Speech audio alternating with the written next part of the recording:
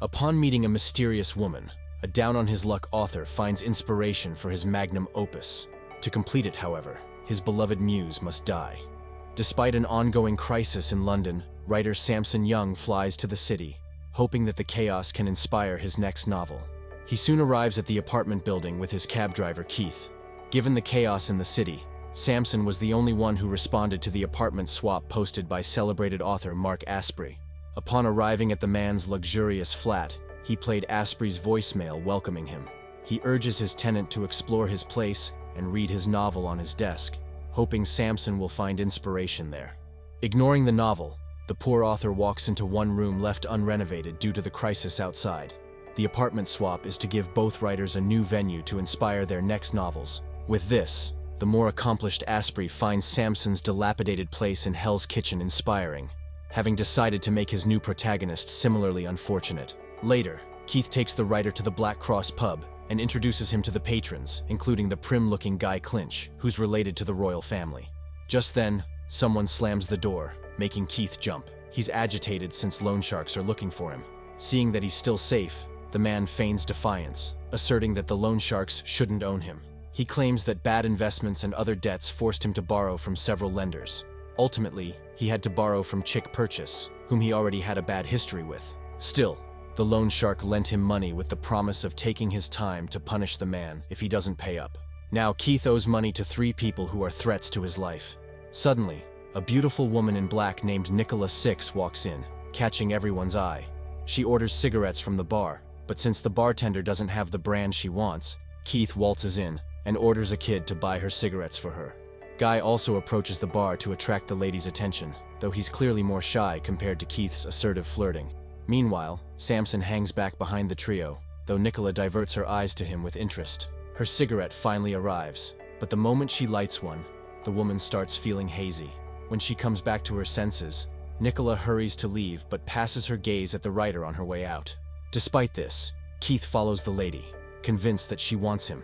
Guy and Samson also follow on their tail, with the latter curious about how the men have so much in contrast that they're good inspirations for story characters. However, he also acknowledges that his story might not have started if not for Nicola. To his surprise, he discovers that Nicola lives in the same apartment building as Asprey. The following day, Samson consumes piles of prescribed medicines before getting to work. However, he's stuck with a writer's block. He then hears thumps from upstairs, so he goes to the unrenovated room and peeks between cracks in the ceiling. There, he spots Nicola dumping things on her floor. He then follows her outside, where Nicola discards an armful of items into the bin. Once she walks away, Samson checks the items and discovers Nicola's journal, where she documented her premonitions about her loved ones' deaths. Unbeknownst to him, the woman is watching him from a distance. According to her journal, Nicola knows that she'll die on her 30th birthday during Guy Fawkes Day. In her last entry, the woman added that she met her murderer at the Black Cross pub yesterday. Curious, Samson visits the woman later that day. He asserts that he believes in her premonitions, so he wonders who will kill her. Seemingly aware that he'd read her journal, Nicola reveals that she doesn't know which man it will be. Hesitantly, the writer shares that he always dreamed of writing a murder story, so he asks permission to write her death, thinking that it can be his masterpiece. Without hesitation, Nicola says yes. Inspired, Samson immediately gets to work. He compiles Nicola's journal into an evidence board in the incomplete room and sets up a sound system to eavesdrop on her apartment. The next day, the poor writer imagines himself reaching the same success as Asprey, but he's pulled away from his fantasies when he hears Keith visiting the woman upstairs. Since he presented himself as a handyman, Nicola hires Keith to fix her circuit breaker. However, the drunk man hurts his hand in the process. He curses at this, since he's a darts player aiming to compete in a televised tournament. Unimpressed, the woman simply cleans his wound while asking about his life. When he lies, she presses on his wound, making Keith confess that he's married and has a daughter. With his work done, he leaves but gets confused when Nicola asks him to have Guy call her. Still, the man visits Guy's posh home and delivers the woman's message. This leaves the businessman interested, but he cuts the topic when his wife, Hope, walks in and asks her husband to watch over their son. After his wife leaves, however, Guy asks Keith to babysit while he calls Nicola. Meanwhile, Samson wonders if Keith will be Nicola's murderer. Despite the man's rough behavior, Nicola isn't sure since even wild animals can be tamed. With this in mind, she asks the writer to determine how much Keith owes. The woman soon answers Guy's call and invites him to meet her. Hearing this, Samson wonders if she plans to pit the two against each other to orchestrate her demise. Contrasting the alluring persona she presented to Keith, Nicola dresses conservatively on her date with Guy the next day. During lunch, she asks the man for a favor. She claims that when she was young, she met a Burmese orphan named Enola, who was like a sister to her. However, her friend was adopted by a businessman who used her. After Enola conceived their son, the man sent her and the boy to Burma, and she hasn't been allowed back to England since. With that, Nicola wonders if Guy can help her friend. Allured by the woman's charms, he immediately offers to help. After their meal, Guy calls his driver to take Nicola back home. However, she frowns upon seeing that the vehicle matches the one in her premonition. Because of this, she and Samson wonder if the rich man will be her murderer. Nicola points out that Guy seems to have fallen in love with her, which is already a bad sign. With this in mind, Samson starts researching about their suspect. He learns that Guy's family owns a bank, providing him wealth and status. Still, the man is lifeless and unhappy. The writer then meets Keith's wife, Kath, and their daughter, Kim. While he's dismissive of his wife, the cab driver fawns over his daughter while he teaches Samson how to shoot darts. This is interrupted when Chick arrives, reminding Keith about his deadline. He reveals that he also bought out Keith's debts from the other loan sharks, so he'll be the only one collecting. This makes the driver more nervous. With the interesting developments in his story, Samson sends the first chapters of his novel to his publisher. His excitement over the story, however, makes him feel drawn to his own muse, so the writer reminds himself that his involvement in her life is for his novel only. Soon, Keith competes in a darts tournament at the pub, which Nicola attends. He shoots with precision and wins the game, only to see Nicola leave with Guy right after. This angers him, so he starts a fight. Amidst the chaos, Nicola pulls Guy to a corner and kisses him. Samson sees this, recalling that in her journals, the woman wrote that love might save her life. However, no matter how much love chased her, she could never return the affection. On another day, Keith visits Nicola, who offers to pay off his debt. To fully get the man under her thumb, the woman then seduces him before sending him away. Once he leaves, Guy arrives to visit the same woman, who changes into her conservative look. Unfortunately, he tells her that he hasn't tracked down Enola. This has Nicola in tears, so she shares that someone from the Foreign Office told her that Enola is being held by warlords who demand payment, so she wants to go save her. Concerned, Guy volunteers to go with her to meet her contact. With that, he watches her the next day as Nicola meets with her supposed contact. Unbeknownst to him, the man she's meeting is only her housekeeper's son. This allows Nicola to trick Guy into thinking that she needs £60,000 to free Enola. Suddenly worried about how much she's playing the men, Samson soon advises Nicola to stop. However, the woman has accepted her fate, so she wants to play her part. She's always known that she'd be killed with passion, and as if to put the writer into the loop, she leans to kiss him. He refuses, uninterested in being one of her pawns. One evening, Nicola deliberately shows up late to her date with Keith, getting him pissed.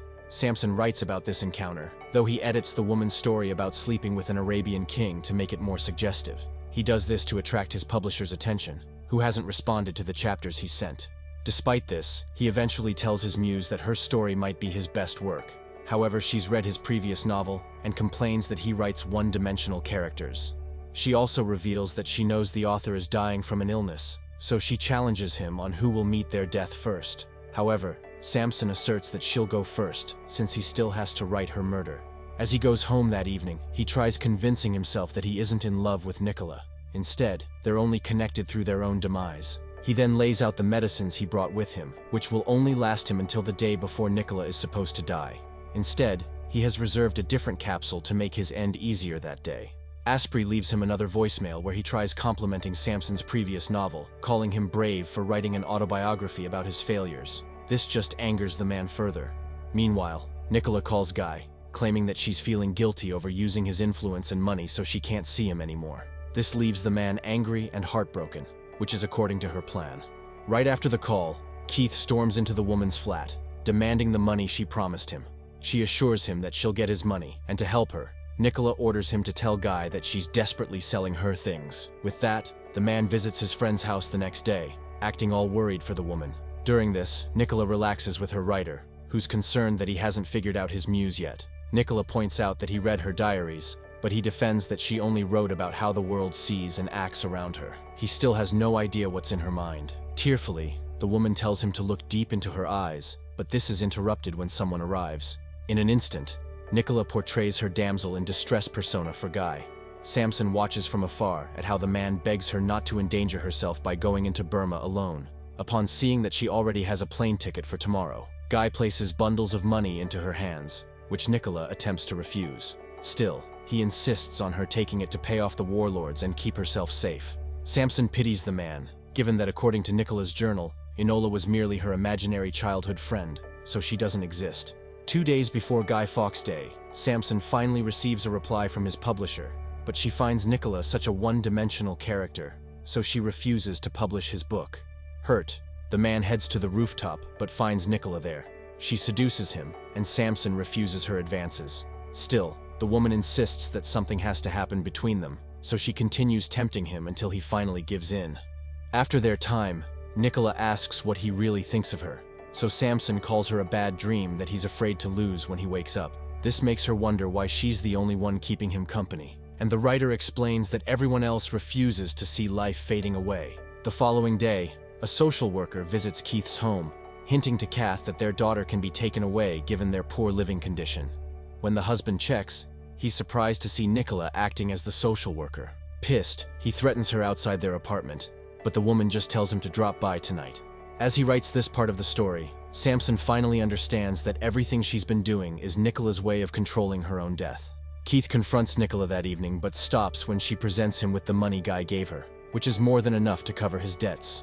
With that, Keith struts out of the building happily. Coincidentally, Chick's gang pulls him into their van to torment him. The man desperately tells the loan shark to take the money from his bag to save himself, and this appeases Chick. He compliments the man for even giving him extra, then lets him inhale some psychedelics to celebrate. However, this causes Keith to hallucinate being tortured. The following day, the cab driver happily enters his dream televised darts tournament, where he wins. This will put him against the other champion, Chick, in the next match. To celebrate his win, Nicola fulfills his fantasy with her the following day. During this, Guy is at a pub where one of the patrons tells him how the woman has been paying Keith for pleasure. This leads him to realize that the woman had him fooled. Meanwhile, Samson wakes up to Asprey's voicemail.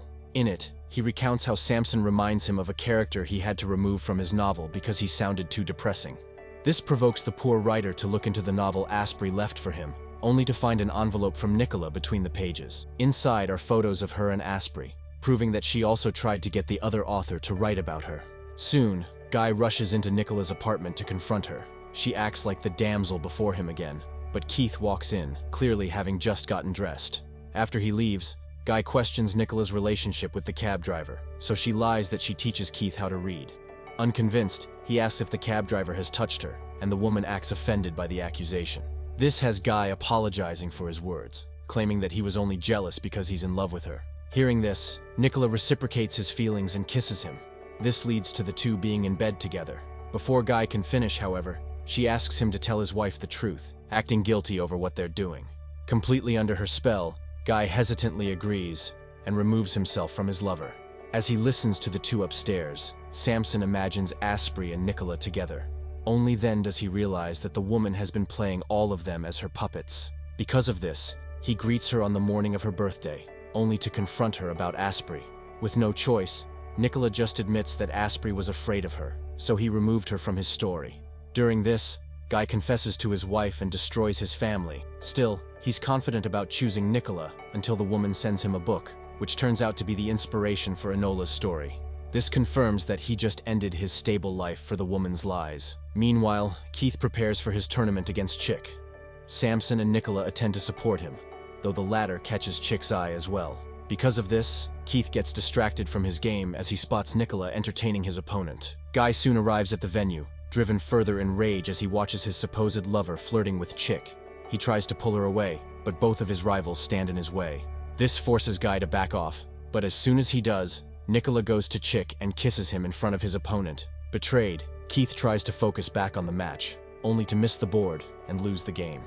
After the tournament, Samson goes home and waits for Nicola's premonition to unfold outside. Guy is waiting in his car for the woman, but Keith also arrives with a wrench. The men argue over the woman who both destroyed their lives and ultimately, Guy ends up gaining the upper hand. However, before he can smash Keith with his own wrench, he stops himself and returns to his car. Pitying him, Samson goes out and takes the wounded Keith into a cab to send him home. He then joins Guy in his car to discourage him from seeking revenge. The man is driven mad by how Nicola played him, but ultimately, he can't bring himself to damage his life further for her. With that, he exits the car. This only leaves the author in the car where Nicola will meet her murderer. Realizing this, he nervously watches the woman arrive and play out everything in her premonition. She's not surprised that Samson is in the car, leading the writer to confirm that she knew that it would be him from the moment they met at the pub. He also acknowledges that their fates were already sealed, so with much regret, the writer uses the wrench to kill his own muse. After the deed, he drags her body into Asprey's apartment. He then finishes his final novel, prints it, and takes the medicine to make his demise more peaceful. Finally, he sets the pages over Nicola's body, along with a note for Asprey, asking him to give any money his novel may earn to Kim, Keth's daughter. With that, he sits beside Nicola to die with his masterpiece. When Asprey finds their bodies days later, he smiles upon retrieving Samson's novel. He soon publishes the book as his own, claiming the story that both Samson and Nicola died for. Subscribe to watch more videos like this, turn on notifications and leave a like to help the channel out. Thank you for watching.